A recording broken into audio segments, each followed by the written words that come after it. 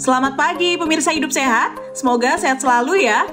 Pemirsa, tahukah Anda bahwa tulang manusia ialah struktur yang menakjubkan? Ada beberapa fakta unik mengenai tulang manusia, berikut informasinya. Fakta unik pertama ialah warna tulang ternyata tidak benar-benar putih. Warna pada tulang berasal dari campuran komposisi pada penyusunannya, yaitu kalsium hidroksiapatiti, kalsium karbonat, kalsium klorida, dan juga ada sedikit magnesium fosfat. Namun ternyata tulang bisa berubah warna dikarenakan pada kondisi kesehatan tertentu. Fakta kedua ialah kerangka orang dewasa disusun lebih dari 200 tulang. Pada orang dewasa, kerangkanya disusun dengan 206 buah tulang dengan berbagai ukuran. Pada jumlah tersebut, sebagian besar tulang itu terdapat di telapak tangan dan juga kaki. Fakta terakhir ialah tulang bukanlah bagian terkeras dalam tubuh. Tulang manusia memang memiliki struktur yang kuat. Tapi tahukah Anda pemirsa, ternyata enamel gigi jauh lebih kuat loh. Enamel gigi merupakan struktur penyusunan gigi yang tersusun oleh 96% mineral padat. Nah, komponen ini yang menjadikan gigi tersebut lebih kuat dan tahan ketika kontak dengan berbagai jenis zat makanan. Namun, ketika dites kekerasannya, hasilnya mempunyai skor yang sama, di mana tulang memiliki kekuatan dengan skala skor 5, yang berarti sama kuatnya dengan besi. Dengan begitu, tulang juga lebih lentur dan lebih fleksibel. Meskipun tulang itu keras, tulang juga bisa patah. Dan dari semua tulang, bagian tulang yang paling kuat ialah tulang rahang dan juga tulang paha.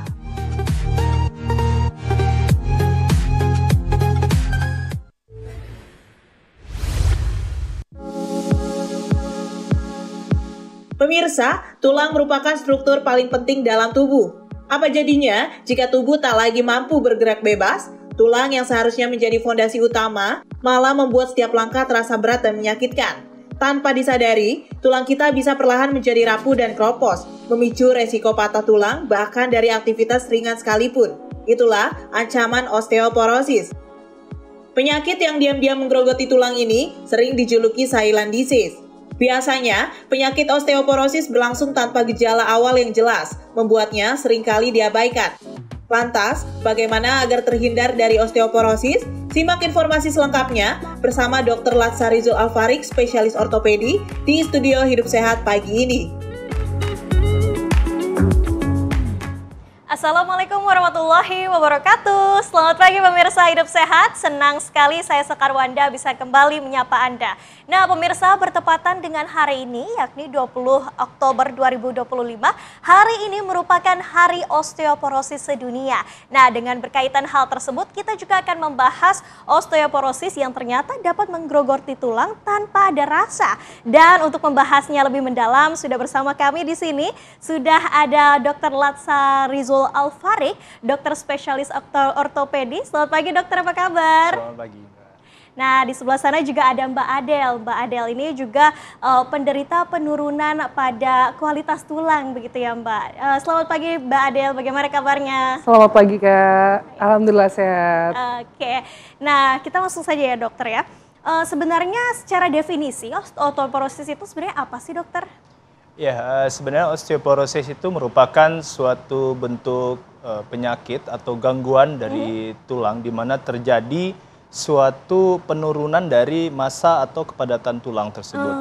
Sehingga dengan penurunan kepadatan tersebut memiliki resiko untuk terjadinya patah tulang dari berbagai regio di seluruh tulang di tubuh kita. Oke, nah dokter, tapi fakta atau mitos nih, osteoporosis lebih banyak menyerang pada perempuan ketimbang laki-laki.